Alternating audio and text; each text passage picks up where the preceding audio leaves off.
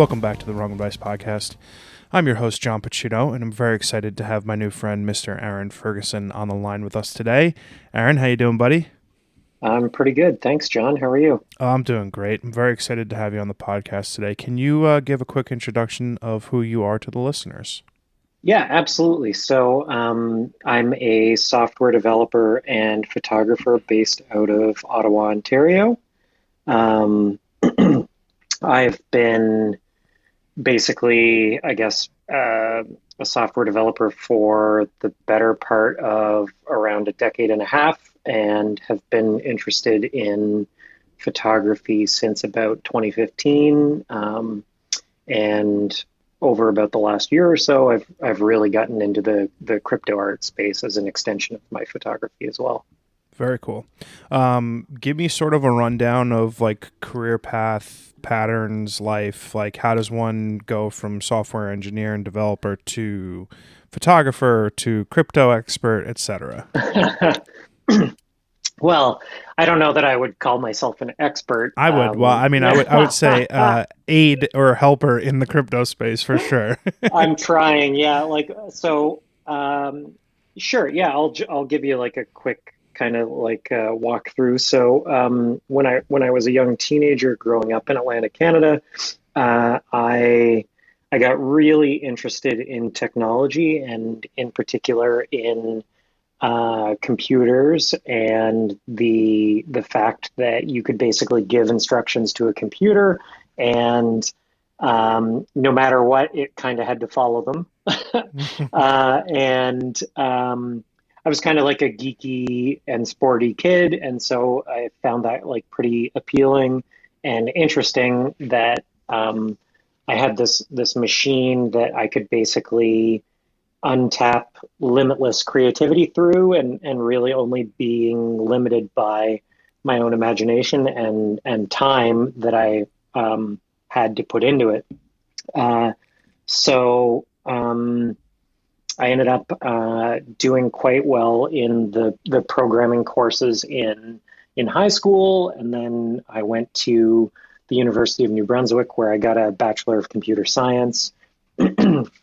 And I moved to Ottawa probably, I think it was around 2005, 2006. I came here on a co-op education placement through my program and just kind of immediately fell in love with the city. So I've been here since then. And kind of once I started getting a little bit more entrenched in my career path as a software developer. I guess that like creative spark wasn't really necessarily there that had really pulled me into it at the beginning. And so I was just kind of flitting from one thing to another, like, different types of musical instruments, different sports, kind of trying to find something that like really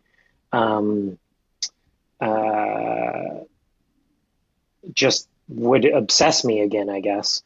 And almost accidentally, I met some people who basically are backpackers. They travel around the world and just basically couch surf and meet people from different cultures as they're traveling. And it's kind of a way to get to know how people really live in these different locations. Like you're not just traveling with a bunch of other people from predominantly, I guess, Western countries and staying in hotels. And so before that trip, I bought a camera and I backpacked around Turkey and Germany. Oh, wow. And I came back and had naively kind of presumed that because I had a decent camera that I was going to end up with really great photos. And in retrospect, that was really naive of me. And when I looked at what I had shot, I was just quite disappointed that it hadn't really kind of captured the like excitement that I had felt while I was there. So I ended up doing a part-time photography certificate program here in Ottawa for a couple of years, and since then have been um, basically doing more education on the side. There's a school here called the School of Photographic Arts of Ottawa that I've been doing some occasional part-time studies at, and just kind of, I would say it's completely consumed all of my life outside of work. My entire apartment is just full of photo books and prints and different cameras, and um, it's just kind of been, I think, kind of like a second career calling almost in a way. Hmm. And and then through the photography, I uh, have, I guess it was a few years ago now, I started doing prints and starting to sell some of my work online. And I became curious about what alternatives there were out there for folks who wanted to basically sell like digital representations of their art, because I thought, there's only so many people that want a print. And if I could like use a marketplace like Samsung Frame and put my work on that, then anyone could have it on any screen in the world. And just a little bit of investigation into it didn't really turn up anything that's felt all that compelling. A lot of them felt kind of um, awkward and clunky for solutions until I learned about NFTs at the beginning of 2020. I'd say it was maybe like January, early February that I heard about Beeple, read about what NFTs were, and I hadn't really, I didn't own any crypto because I hadn't really seen a compelling case for me to have crypto at the time, because I just thought, okay, like it's just like a currency online, but I didn't really have any need for it. Um, so crypto hadn't really excited me yet at that point. And I read some of the criticisms about NFTs, and especially like early 2020, there was a lot of rhetoric around Hmm. right click save and the environment and all this sort of stuff. And so I just kind of thought, yeah, well, okay, maybe it's not really for me.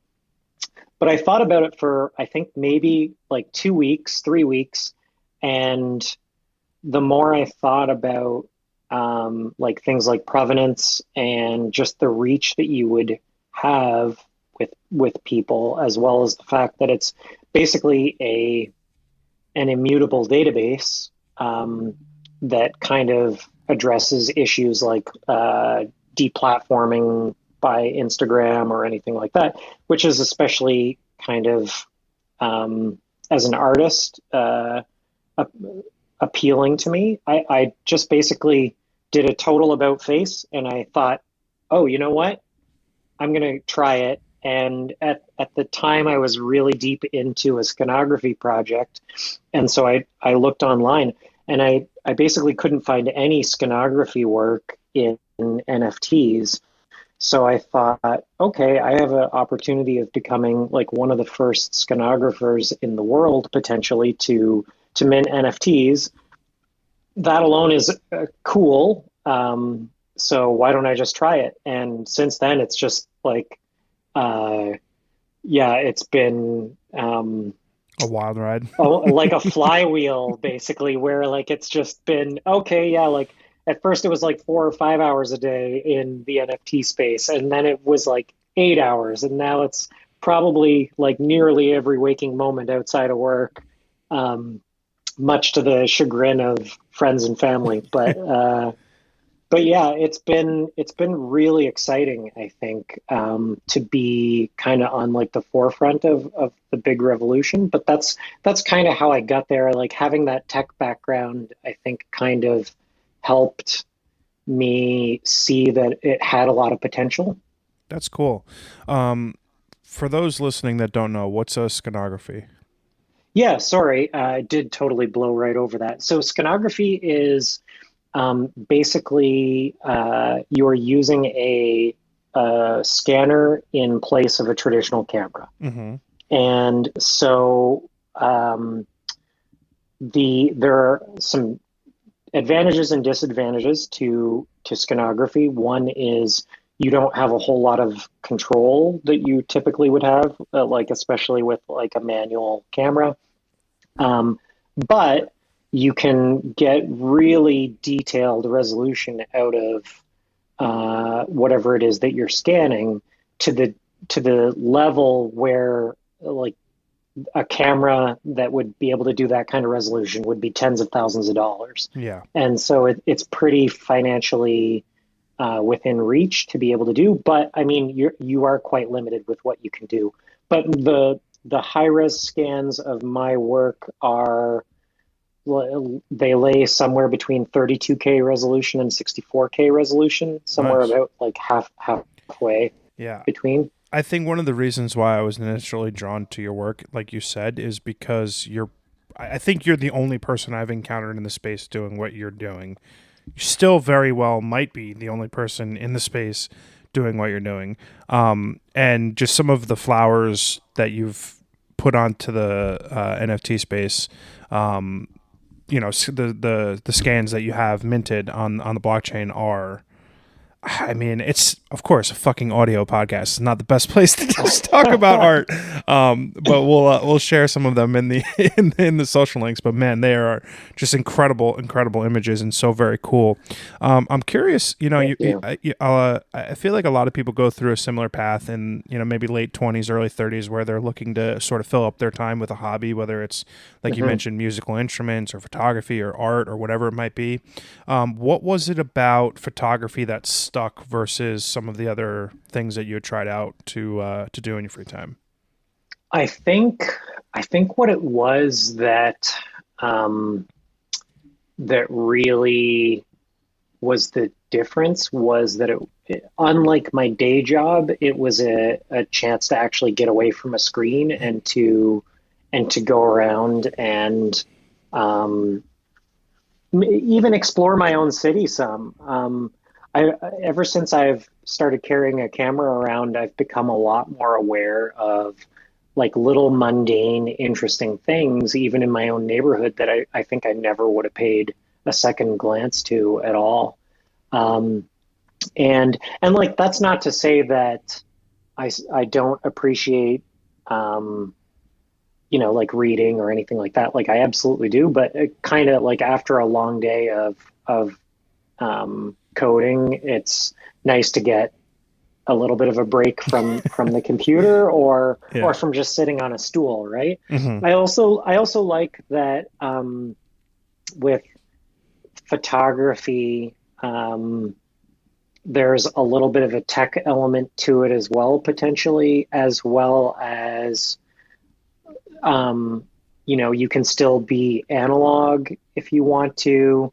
There's lots of experimental processes that people are doing, and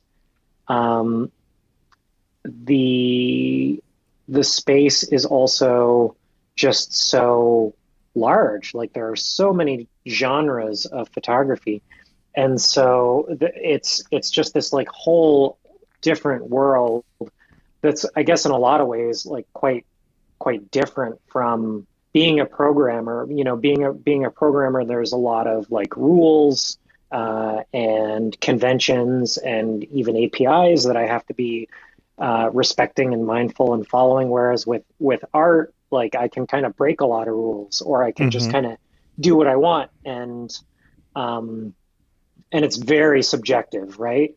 So I think that is a thing that appealed to me as well. I also thought it would be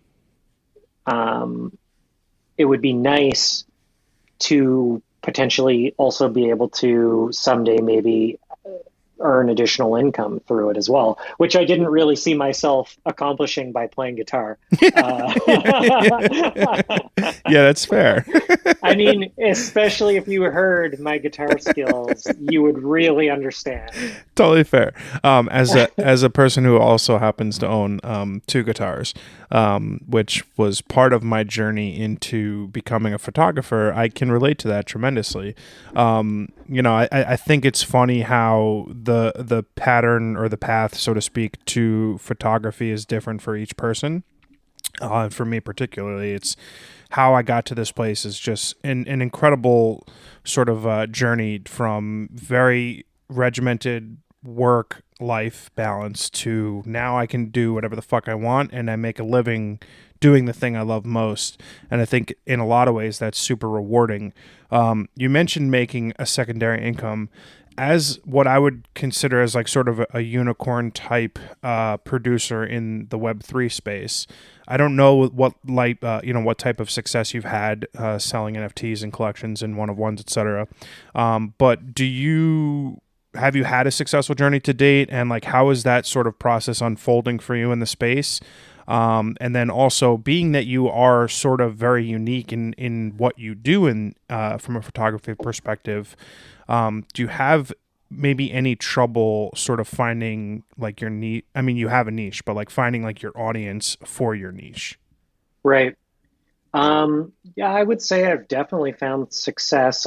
I'm completely sold out on primary now. Fuck yeah, that's awesome. So I've minted and sold 50 NFTs since March of 2021. Amazing.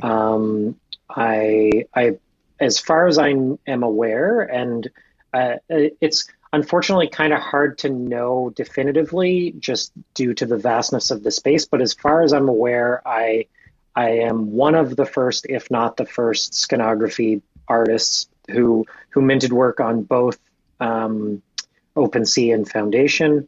I would say it's probably quite likely that I'm the top selling scanography artist in Web3 in the world. And I've got some pretty great collectors. Like my second sale ever went to Mark Cuban. Holy shit. Yeah, that's and fucking wild.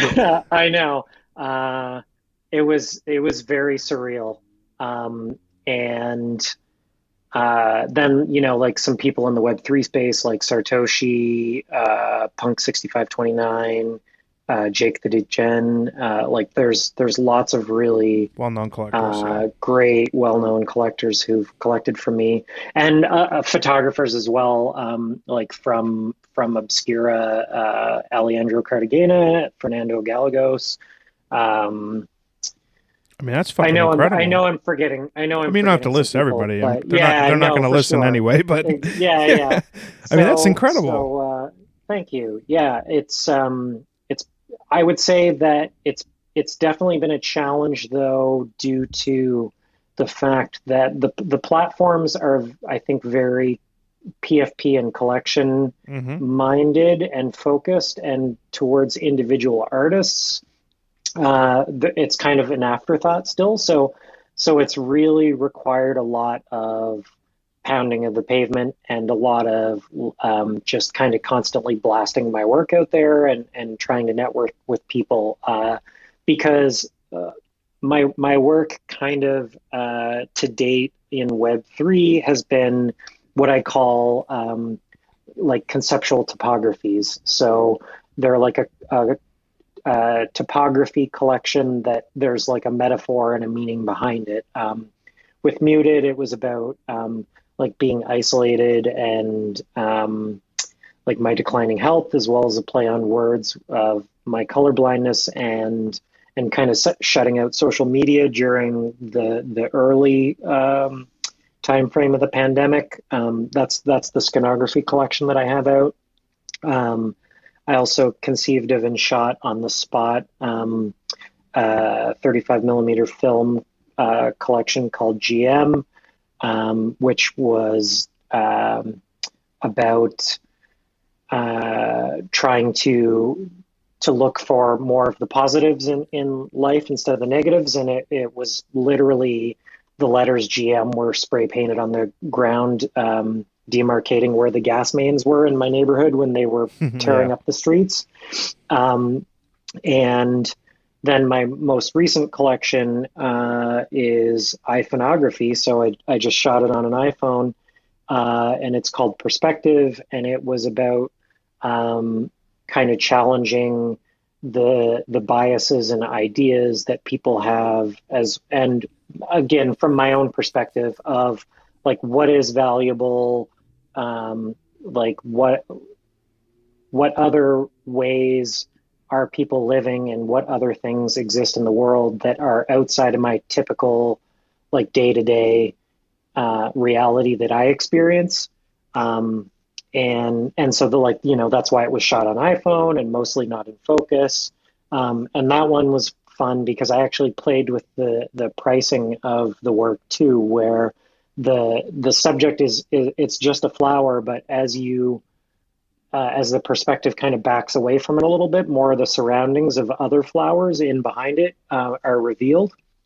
And so I started with the most like narrow, most self-absorbed kind of perspective were priced as low as like 14 cents. And then as the perspective widened, I increased the value. So that was fun to play with because, a gallery wouldn't let me put something on the wall and charge 14 cents for it. So I like the freedom that I have to kind of play a little bit in the space, but it's definitely still quite early days, and it is hard to find collectors if you're not putting a lot of work in. I find anyway. It is kind of the nature of the work too. Like you look at my work and you don't necessarily know that it's a conceptual piece unless you stop to read about it. Right. So My yeah, I biggest think I answered your You question. did, no, Sorry. very well. No need to apologize. My biggest gripe that I have with this space is at times it's exhausting in the amount of work that you need to put in beyond creation, right? So like just the act of creating your art takes a lot of time and effort and energy. And Hmm. then you've got to double or triple or quadruple that amount of time to find people who will appreciate the work that you've created. And a lot of times the space pits creators against each other in a way that I don't find very healthy. It's like it can be very toxic at times. People are undercutting each other from a price perspective so that people can get sales. And I've treated the Web3 space pretty much as like just a playground, right? Like I've created Hmm. everything that I want to create to date, and I've priced it how I wanted to price it to date, and I'm not going to let anyone tell me what I'm supposed to do one way or another. And I'm very confident and comfortable where I'm at because I've made the decision to do it that way. But it can be so over pressuring and overbearing for people to feel like they've got to drop their prices lower so that it'll Hmm. get collected, or sell out a collection so that they can make more work. And at times it's just very toxic, and I don't love that about the space. Absolutely. Yeah. And I'm in quite a few like group chats with other artists in the space. And Uh, I would say that a lot of the time the mood overall is one of being discouraged because, like not everybody is fortunate like I am to be able to work from home and to have flexible work hours to be able to kind of like switch and back and forth and like, okay, I need to take a little bit of a break to like discuss some things with some collectors, and then I'll go back to work. People have families. I joke that like one of the worst opportunity costs of Web3 is having any relationship of any kind, um, because it takes away from you missing like wrecked guy Yeah. whitelist or whatever, right? And um, the the but you're definitely right. I think people who are in a position where they've like made the leap and said, I'm just going to be like a Web3 crypto artist, like they're under a ton of pressure, I think, and I don't know that the market is able to handle too many full-time artists in the space I don't think so either. consistently yet. Yeah. It's too And new. yeah, like you know, It is and it isn't. NFTs are like about 4.5 or 5 years old, but they were really new even 2 years ago. Like there were not many people minting and selling them, and when they were, ETH was, I don't know, $60 or $70. Like it Yeah, it was was 100 bucks. low, Yeah, right? yeah, And now I think one of the big problems that we're encountering as artists who are minting on the Ethereum blockchain is that um, I think that a lot of people with Ether are worried about becoming the next I bought two pizzas with 200 or $2 billion worth of Bitcoin sort of situation, right? With Ether going up so much in value, I think people are quite hesitant to spend it. And do uh, you think of that when you, I guess, create, not necessarily invest in the space? Because like for me, like when I create my work, I don't think of it like, oh, I minted this for say $60, right, on a foundation piece or whatever, 30 bucks or whatever it costs to mint. And then yeah, I don't necessarily think if I price it at one ETH, I'm not like thinking about it conceptually that it's going to go from like 2,000 to 25,000. I don't know. I mean, that run will take quite a bit, in my opinion. I could be wrong, but you never know. the thing is, who knows, right? No. So I don't, because I am um, I think when I joined the space early last year, there were not too many photographers in the space, and in fact, there were not many artists that were um, making art that wasn't like generative art or like 3D or Hmm. animated, and and it was a tough time. Like I had a lot of people tell me, like, "What are you doing? Like, floral photography doesn't belong in NFTs. Like, or like you're asking way too much. Like, you should be selling those for like $30 or whatever." And so I think just like I have a little bit of a stubbornness to me where like I want to see this space like grow into something and actually um, take power back from some of these Web 2.0 platforms that have put artists in a really tough spot for the last 5 or 6 years. Like I gave up on Instagram because of how impossible it was to get any traction. And I don't know if I've ever made any sales off of like organic uh, uh, discovery of my work through Instagram of people who didn't know me in person. Hmm. Um, and because like that's not what the purpose of Instagram is. The purpose is to maximize ad revenue for Instagram Right. and to exist as an artist in that space, and then to be threatened with being deplatformed or having posts taken down if it is at all offensive. Um, I mean, art is supposed to be offensive a lot of the time. It's supposed to be challenging. It's supposed to make you question things. It's not always supposed to just be pretty and um, wholesome. And so I really want um, to be able to look back, you know, um, a few years down the road from now and say, wow, like I'm really happy that like those, because I haven't taken anything, like all the sales I've had, I've put back into the space. Um, because I just think that uh, that's the only way it's going to grow, Yeah. right? I think that And that's one of the hard things about it too, because like when I make a sale, I immediately go buy one of my friend's pieces, right? oh So yeah, it's like it's just a big circle jerk at this point, right? It's just like me helping Joe, helping Tim, helping yeah, Becky, and it's exactly, like boop, boop, boop, boop, we're just fucking jerking each other off. It's like very yeah, frustrating, but beautiful in a lot of ways because it at times does feel like a very rewarding place to be, a very uplifting place to be, and if you can like tune out all of the negativity that is also surrounding the space, it can be yeah. wonderful. There can be like you said, that toxicity. There can be the occasional comment, like if someone tweets about like, oh hey, I made a sale, there's inevitably someone that's going to comment saying, "Oh, I still haven't had mine. I can't wait."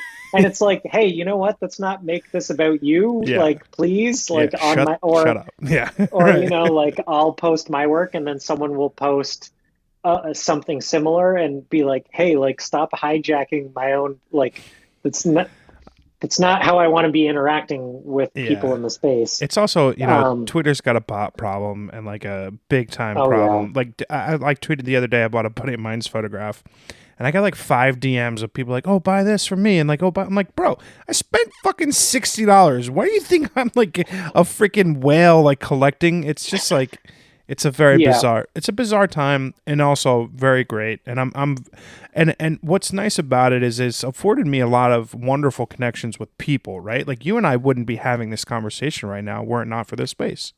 Oh, absolutely. Yeah, yeah. And so like that alone is what is so um like energizing about this time in the space.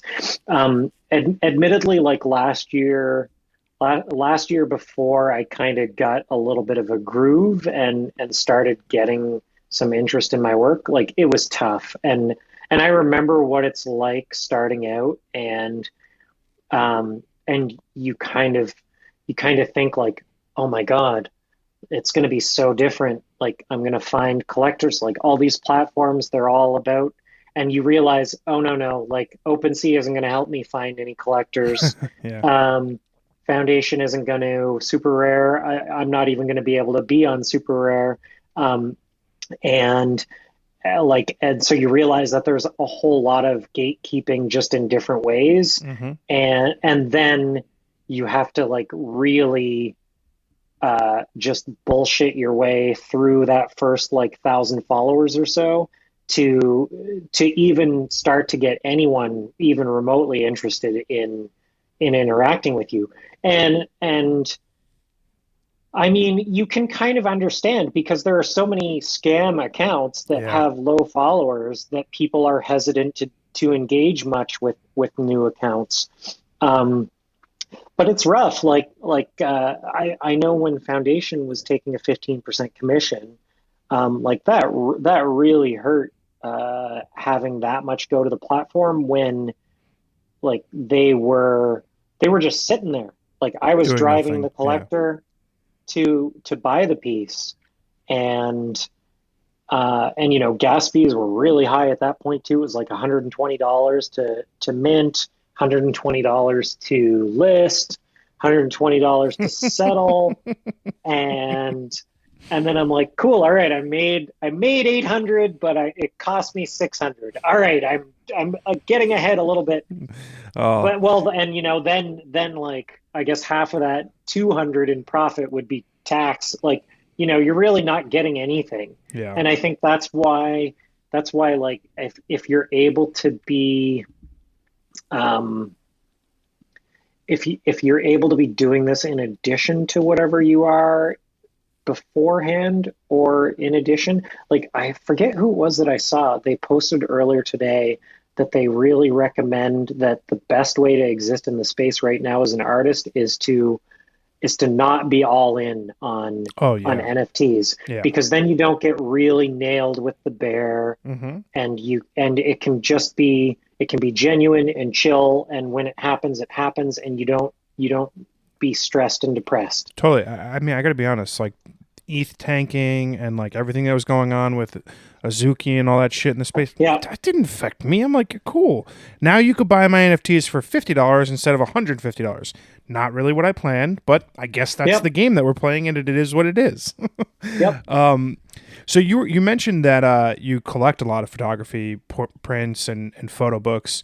Yeah. Talk to me a little bit about your inspirations and sort of like where your creativity stems from, and sort of like what pushed you into the genre that you're sort of working in now. Well, so I think originally I am more of a street photography and portrait photographer. And during the pandemic, I didn't really get a chance to do too much of that. And like empty streets just weren't really all that interesting to me because, hmm everyone was doing empty street photography.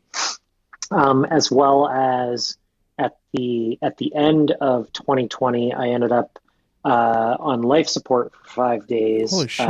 What? because I was unknowingly living undiagnosed for a few years with type 1 diabetes, Oh, wow. which very nearly killed me. The and I lost my eyesight for a couple of months. Oh my Like God. it was a whole ordeal to go through.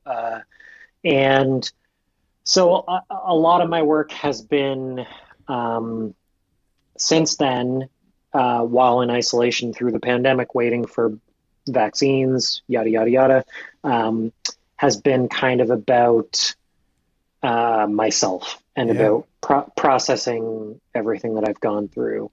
And and like I said, their topography.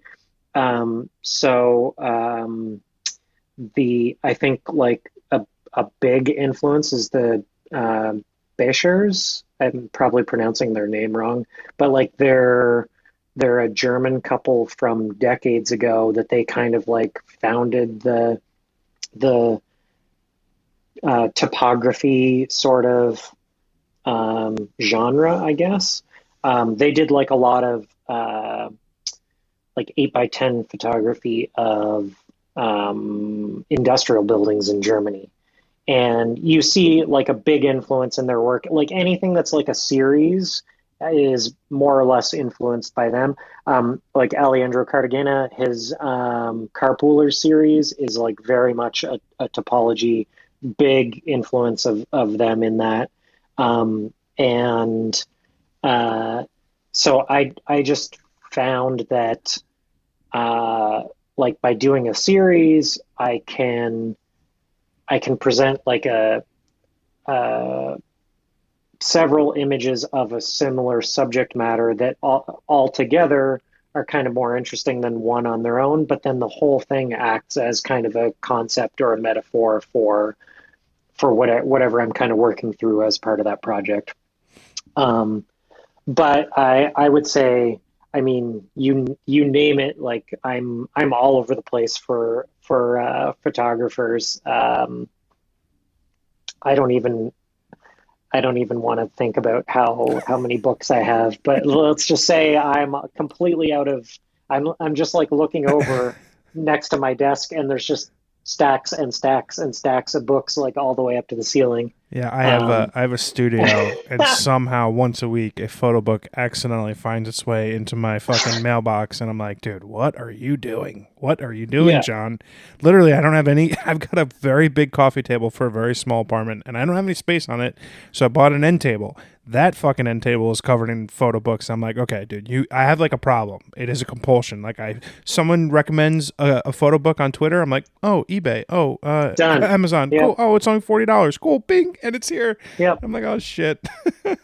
It's to me, it's the best problem to have though, because like especially um, given how we're so at the mercy of the algorithm and we don't even realize it. Like there's so much really great art out there that we don't get to see, Yeah, and we have no control over whether it comes across our feed or not, like at all. And so like I love a photo book because like I can have an intention and I can say, look, like I want this art, I want, and then I can look at it and not have it auto scrolled away by Twitter or anything. And just like it's even scary to think of how much artists have been forced to conform to these oh algorithms yeah, and how much that's affected art and culture.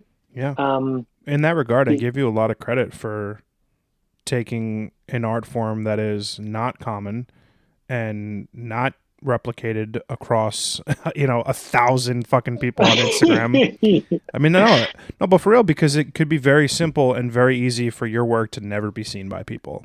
But like here you are blazing a path in a space and being like your own version of a one of one as an artist. That's got to feel fulfilling and rewarding. Absolutely. Yeah, yeah. It's like if it hadn't been for for having photography and art, I would have had a really tough time over the pandemic because of like all my health issues and everything that I was dealing through. It's definitely been an escape. Um, and for a while I was really worried about whether or not I was even going to be able to take photographs anymore because like I could not see. My eyes were completely out of focus for weeks. Um, so yeah, can you talk to me a little bit about, like, I mean, I think we're probably roughly around the same age. I'm 36. I would love to yeah. know what, being a young person and sort of dealing with the process of thinking about their own mortality sort of like affects you on like just a basic level. Oh, absolutely. So I have said this to some close friends that I actually I kind of wish that everybody could have their own near death experience. Um, Not actually, obviously, because of how traumatic it is to go through. But like statistically, I should be dead, and the fact that I didn't die is incredibly fortunate and kind of crazy. Like my blood sugar level when I went to the hospital was 41 millimoles a liter. The normal range is 3.8 to 10, Holy shit. and anything above like 32, 33 is like well in the like Diabetic coma 50 range. 50, Yeah. yeah, 50% chance of being fatal. And so my nurse told me that in his entire career he had never seen anyone conscious in the 40s at all. Wow. And the fact that I like drove myself there, walked in and said like I'm not feeling well and I haven't been feeling well for a long time. Um, but I think I'm just like super stressed due to the pandemic, like what's going on, sort of thing. Um, the the thing that I mean, I've had a lot of time to reflect and to cope, and I've been really fortunate to get like therapy to kind of work through some of this, and also my art has been kind of therapy as well. But it's given me no fear. Like I have no fear now because every day that I wake up and I'm still here, that's an extra day that I wasn't actually supposed to have because I look at it like I cheated death. And so that's why I went for it. Like that's why when I saw the NFTs were a thing, I was like, well, what do I have to lose? Nothing. And so I went ahead and started putting my work out there. I was like, well, what's like I'm gonna regret not trying. And um, like it was the same thing with so I had a print from Muted was purchased by the city of Ottawa for their permanent public art collection. Wow, amazing. Um, and that's because I just thought, well, like this project is so personal to me.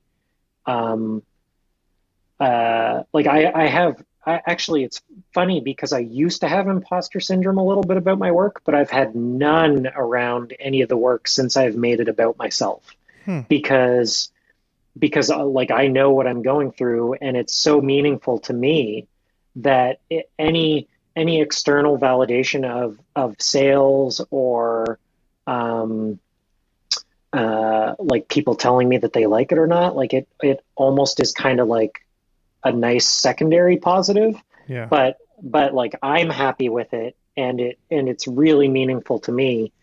And so, but again, I've just been putting my work out there because, I almost didn't get a chance to. Um, so I think, yeah, it's really hard to put yourself in the shoes of someone else unless you've lived it yourself. Like humans, for whatever reason, we have a really hard time empathizing with other people who have a different experience in reality from ourselves. But I think like if people listening can kind of imagine like what are some things that if I were to get like another chance, what are some things that I am doing or going through that are not fulfilling, are not satisfying, and are not actually helping me achieve my goals that I want to have out of life. And like, what can I do to change it?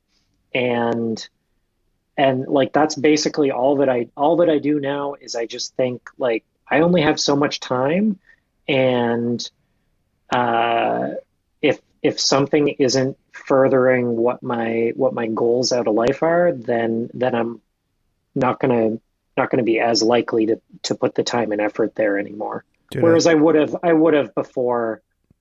Absolutely. yeah, I was distracted and all over the place and thought I had all the time in the world, right? yeah. I think beyond the fact that all of what you just said was an incredibly beautiful sentiment, I think that one of the sad reality, or maybe possibly the saddest reality of life, is that as human beings, we only have the ability to like have that sort of level of retrospection and perspective for the future when people around us die, or if we're unlucky enough to have a situation like you had Hmm. where our own mortality is comes into question, right? So it takes these sort of tragic instances in life for us to like sort of shake out of the fog that our probably cell phones and lives consume us with, to realize that, dude, we're here for a blink of an eye. Like the speed in which I've gone from 0 to 36 is the most alarming thing I think I could have ever Yeah. encountered.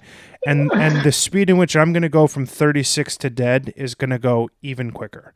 And Yeah. it's the real fear in life. You mentioned imposter syndrome. I don't have it either. The real fear is that I don't, not that I don't accomplish something, it's that I don't even try, right? Like a Yeah. lot of what I'm doing in my life now is because in the middle of the pandemic, I lost my job and I lost my way, and I was just like in the abyss of life. I had no fucking clue who I was or what I wanted to be. And in a way, it was like this really freeing experience because it put into focus what is and ultimately should be the important things in your life: your health, your happiness, and the health and happiness of the people in your life. Because stuff doesn't matter, right? Your car you drive, the watch you have, the house you live, that Hmm. shit doesn't matter. It's all cherries on top of a sundae of life. And I really, really, really relate to what you said, because I haven't had any personal health issues, knock on wood, thank God. But like, I think about death all the time. Like, it's on my mind. Like, I would hate to die tomorrow and I didn't do this, or I would hate to die tomorrow and I Hmm. didn't tell one of my friends that I love them. Like, all of those things come into play in life when you go through something like a pandemic, and it should, for a lot of people, not take these traumatic instances to like have Hmm. that sort of view on life. And it, unfortunately, in a lot of cases, it is what, snaps someone out of their fog. Yeah. Yeah. Uh it's funny how I think maybe it's just because it's uncomfortable to think of, Mm. um that I hadn't really um thought of it beforehand. I think the other thing too was like I was quite ill for quite a while, and I it was the reason that they call diabetes the like the silent killer is because it really does slowly sneak up on you, and the change is so incremental that you it's like boiling a frog in water, right? Like, like you you're not really aware, and eventually like the exhaustion is just so intense that you just don't have any ability to even be self-reflecting and be like, oh, okay, like this isn't normal here. But now that I've got through that, like everything else that I ever do is going to be easier than going through that. And with purpose. Yeah. And so like that's the like I was drinking something like 5 or 6 pots of coffee just to get through a day Oh wow. for a couple of years. Wow. And I had one of those Fitbit wristbands that it would tell me my average time to sleep was under 2 minutes. Like So to like fall asleep. yeah, so I'd like touch the pillow and just be asleep. That was how exhausted I was. And because, I was just go, go, go, go, go, and so sick that I just wasn't paying attention and also wasn't really able to. It's like, the downside of being single and living alone is you don't have someone to say like, hey, like, are you Maybe okay? don't Like, drink what's two going on pots of here? coffee. I usually save this question for the end of the podcast, but it's sort of relevant to the topic at hand. Do you believe in an afterlife? I don't know. I think probably not because um just given like the universe is pretty crazy enough as is. And um I kind of feel like that's almost mystical enough for me. Like when you think about it, all the variations of reality that can exist in an infinite universe, um, that's kind of awesome and scary and crazy to me. And I think that's the other thing why I'm like, well, I need to get stuff done now because when I'm 80, then time's up. Hopefully 80 anyway. Um, who knows? Um, It's that yeah, it's that level of explanation. Like when you think about the sheer audacity that we existed as human beings and are like having this conversation on a fucking iPad and a computer screen, makes me think that there's little to zero chance that there's not something after we die, right? Like it's just like it just there seems there. very well could be. Yeah, Yeah, I think of it, and like maybe it's just what I need to, ease my weary mind that like just it's ridiculous that I exist, right? Out of the millions and millions and millions of sperm, I exist, right? And I'm a twin, right? So I have a twin. oh, are So you? I'm of Wow, that's all of the awesome. sperm, a double egg situation because I've got a twin Right. sister. Just the sheer improbability to be born makes me think that how could this possibly be it? There has to be something else. It would just be, That's a good point. yeah. At least that's like what I tell myself to go to sleep at night. I am willing to take a few more decades before finding out. Oh yeah, for I got sure. I got close. I got close, but I'd like to take a Yeah. while longer. No, I feel Yeah. that. You being sort of like this unique artist in the space. You mentioned that you don't have any issues with imposter syndrome. Do you deal with any issues when it comes to confidence and like thinking your work is good and sort of feeling like you are a rock star, or has what's transpired over the last year in selling out collections sort of been like validation for you? It's still kind of surreal. Um, and and it's really funny because, to the like it's very humbling existing in Web3, I would say. Because when you tell anyone out of Web3 what it is that you do, they just kind of they don't give a fuck like at all. Like my friend, there's that meme of the guy who's like sat in the corner at the party who's like they don't know I whatever whatever. My friends fuck with me by sending me that about scanography, right? And like it's true. Like I'm just kind of doing my own thing and I'm happy doing it. And like if it resonates with other people and they see something that connects with them in my work, then I mean that's the um yeah, it's kind of I don't really even know how to describe it. It's to me it's amazing that even one other person would like my work. It's um, it's definitely very flattering, and I mean I love my collectors. I have some of the most respectful collect. Like I've never had any negative experience with a collector telling me what I should or shouldn't be doing. Um, That's great. and which is really fortunate because there are unfortunately some bad apples in the space who do put um, their own agenda above that of the artists that they collect. I'm really just kind of trying to have fun and have low expectations, and that way whatever comes out of it can be really rewarding and fulfilling.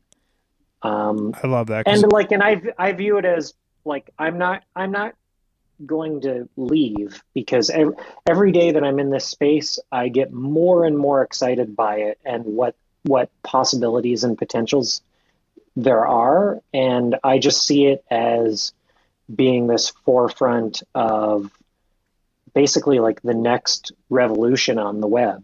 hmm And if people want to own my art and put it in their like virtual galleries and stuff, like I mean, man, how cool is it's that? yeah, it's a thrill. Yeah, it's like Yeah, a buddy of absolutely. mine collected one of my edition pieces and he put it up in his fucking digital gallery that he has. And I was like, dude, what?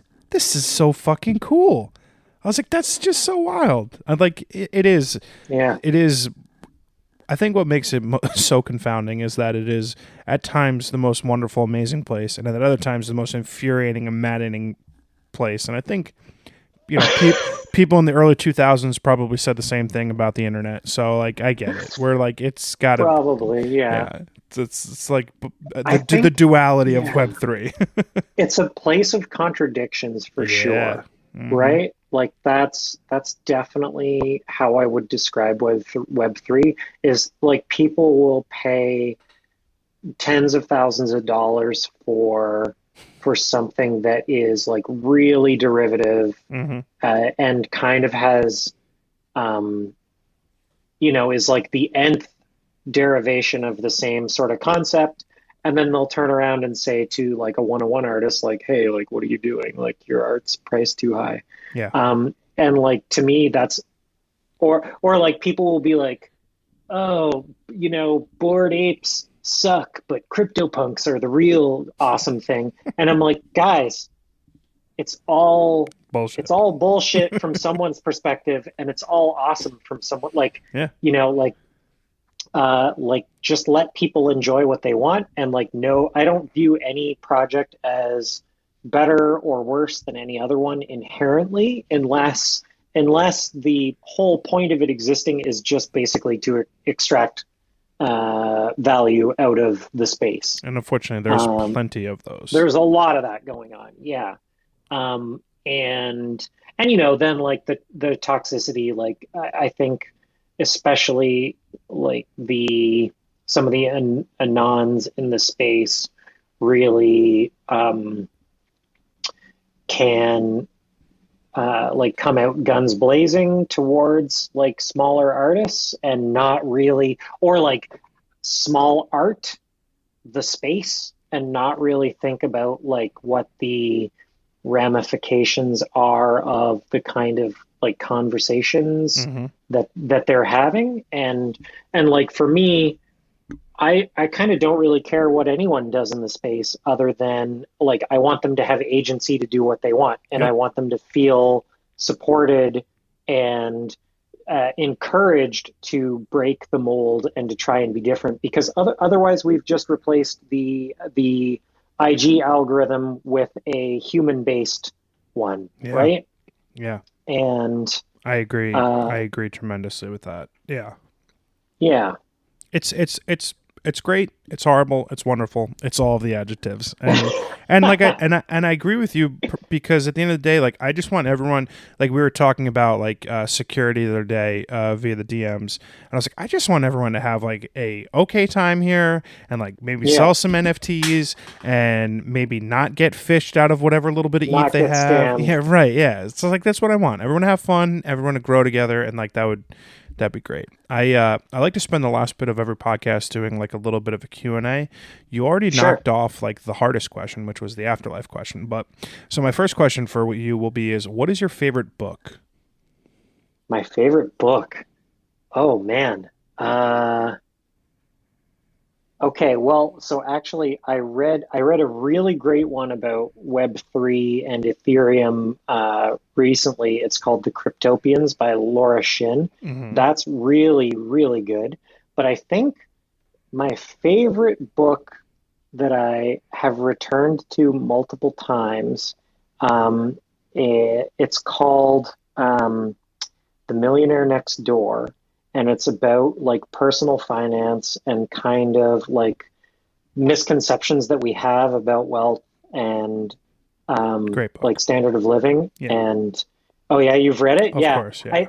I think like that book has had a a real impact on how I live for sure, Ditto. which which you wouldn't expect necessarily from like a nonfiction, but it wasn't as dry as I thought it would be. But yeah, it's a really good read. I think I've read it probably 3 or 4 times now. I keep finding myself going back to it every few years. I often say the greatest regret in my life is waiting as long as I did for like financial literacy.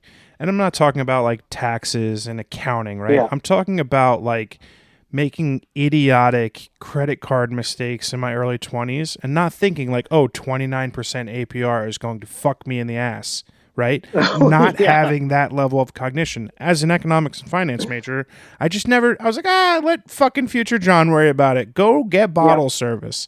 And yeah, that financial literacy is a really, really big problem in the world.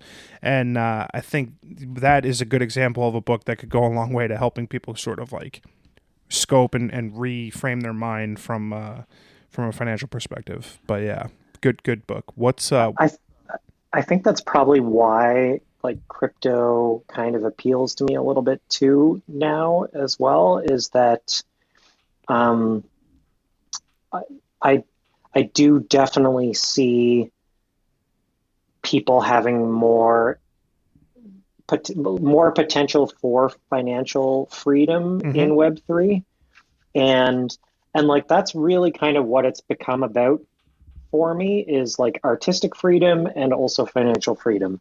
And when I have both of those, then I can really kind of do what I want, Yeah, and like I can just have the most fulfilling life. yeah, I can no, just wake up every day and be like, I'm just going to make art and I don't need to worry about anything. love that. Yeah, it's financial freedom will then aid all of the creative freedom that one could Exactly. ever Yeah, yeah, need. yeah. What's your favorite movie? Oh, favorite movie. Fifth Element, I Oh, think, nice. is probably my favorite movie. Yeah. Um, that or um, Galaxy Quest is up there as well. Wow. Well, Tim the Tool Um, Man. and then of course like the classic Good, the Bad, and the Ugly. Yeah, I gotta have an epic in there. nice. What's your favorite food? Favorite food is absolutely pizza, though I kind of have to dial back the amount of Understandably so. pizza now with the type 1. Yeah, it's kind of fair. Yeah, a little bit of Yeah, carbs. yeah. Fair. What are you most proud of? Um, Most proud, I think I'm probably most proud of um putting my art out there. I think like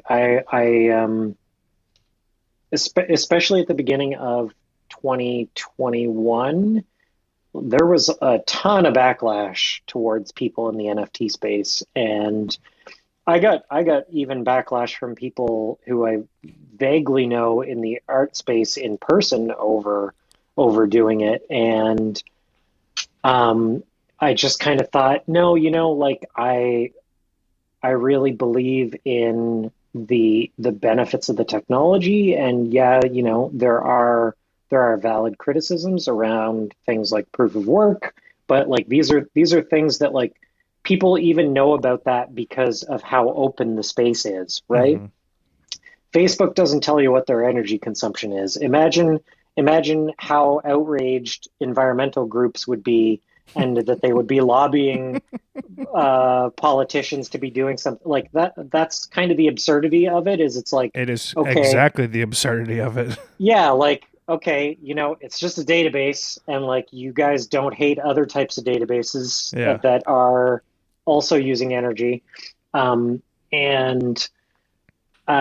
so, I've just kind of stuck through it, and I've helped bring people into the space, and I've seen them succeed and start to do really well as well. And like that's really rewarding and fulfilling. And um, Yeah, that's in cool. a way, kind of like I'm very grateful the pandemic happened, in that I didn't have anything else to do. Because sometimes I think, gee, what would I have done if I could have gone outside? Probably not any of this. Yeah. No, It I was think really scary to think about. the pandemic in a lot of ways like prevented my early entry into NFTs, and that's debatable as to whether that would have been a good thing or a bad thing. I'd either have made a fuckload of money or lost everything probably.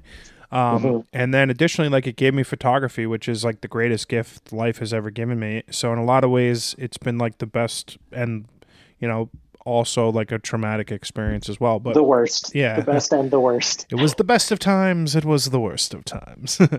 What is your biggest fear?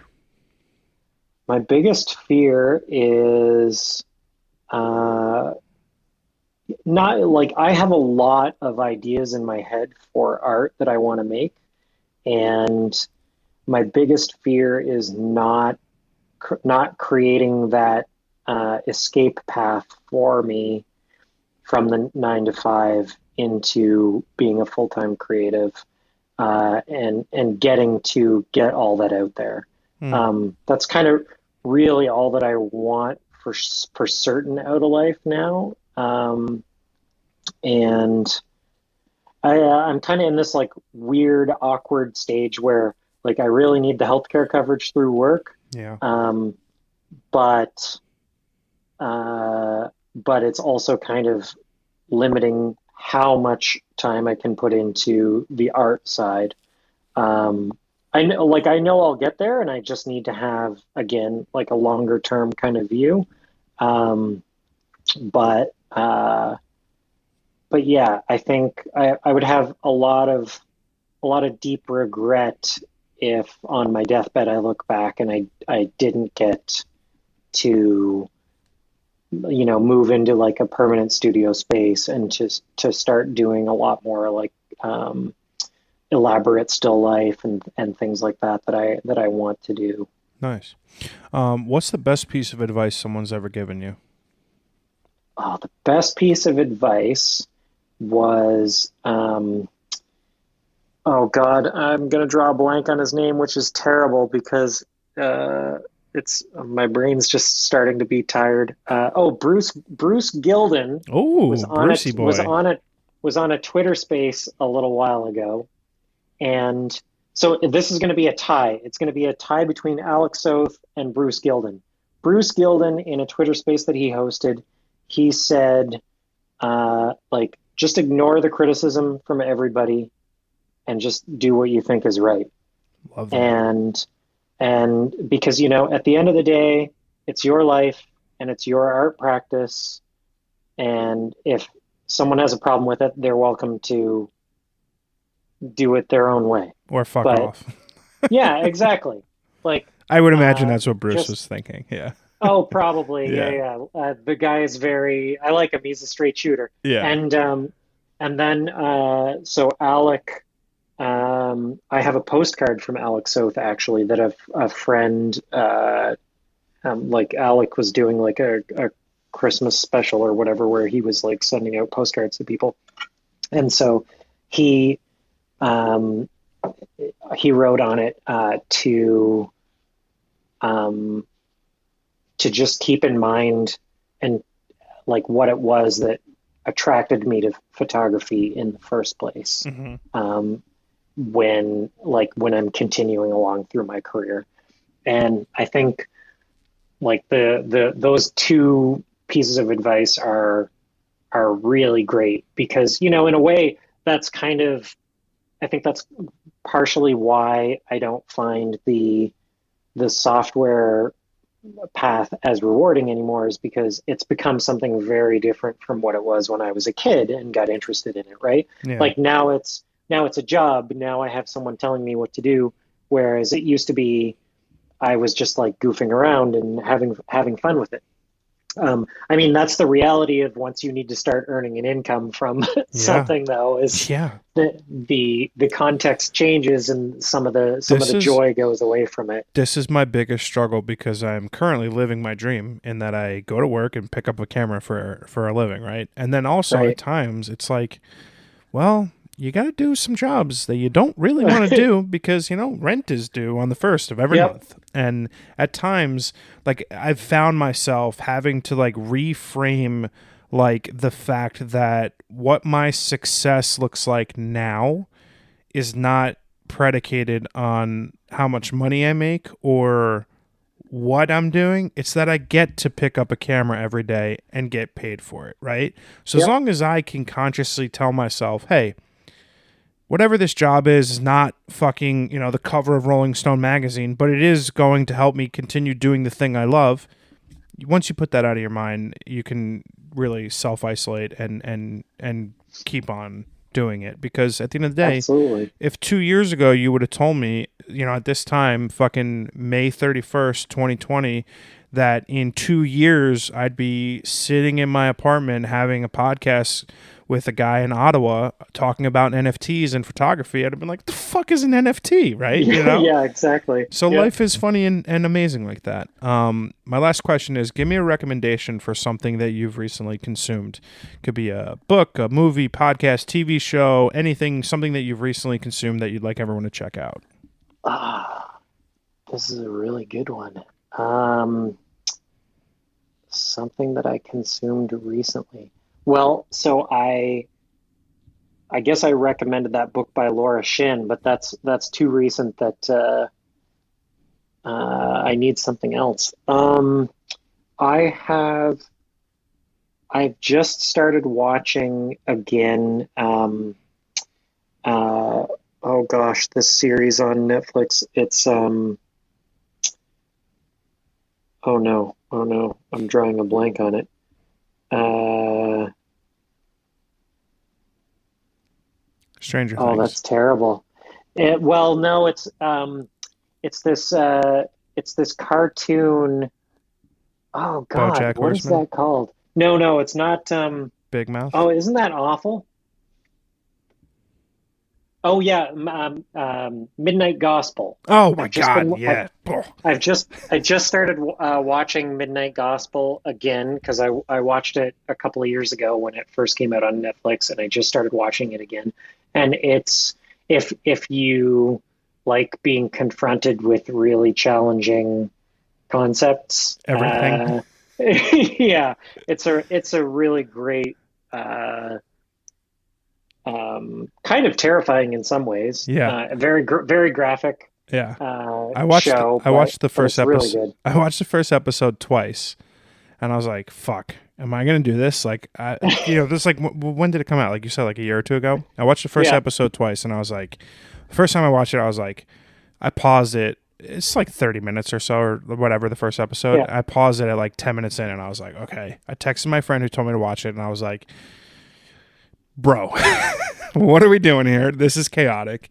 And he was like, listen, he's like, you got to get through it and give yourself a chance. And I did. And it became one of those like very, I think anything that is extremely unique and thought provoking, it's going to make you stop and sort of have to engage with it more than one time. And Midnight yeah, Gospel is definitely one of those shows, which I think is great about it. It is wild and chaotic and insane, but in a lot of good ways too. yeah. Dude, Aaron, thank you so much for coming on my podcast today, man. To say I enjoyed it would My be pleasure. tremendous understatement. I'm a huge fan of you as an artist and as a photographer, and even more so now as a person. And I'm just greatly appreciative of the time. And thanks so much for coming on. Thank you, John. This For my first podcast ever, I gotta say this was a blast. So yeah, thank you very much for having me. And yeah, been a pleasure to interact and um, meet you and get to know you better through the space too, for sure. So That's awesome, man. Thanks so much. Have a great rest of your night. yeah.